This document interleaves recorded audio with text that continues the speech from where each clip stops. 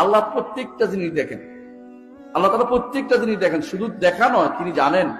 শুধু এটা নয়, তিনি দুইটা ফেরেশতা রাখছেন, দুই গ্রুপ ফেরেশতা, দুইটা নয়, দুই গোষ্ঠী। দুই গোষ্ঠী বুঝেন?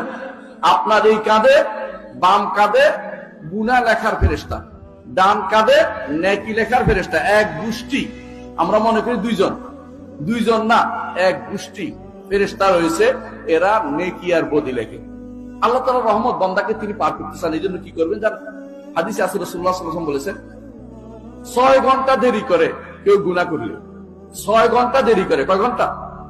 6 ঘন্টা দেরি করে, যে হয়তো এই লোকটা তওবা করবে, হয়তো এই লোকটা তওবা করবে। এই তওবা করলে তখন বলে, ডান পাশের ফেরেশতা বলে, তোমার লেখার সুযোগ নাই, তওবা করেছে, এখন আমি লিখব। বুঝছেন তো? গুনাহ করার পরেও 6টা ঘন্টা আল্লাহ তাআলা আপনাকে সময় দিচ্ছে। গুনাহ করার পরেও যে লোকটা যদি কোনো খাঁটি তওবা করে, ফিরে আসে আল্লাহর দিকে, তাহলে ইমানদার, তখন ইমানদারের জন্য লাভ ছাড়া কিছু নেই, তার জন্য ডান পাশের ফেরেশতা সে লিখে দেবে।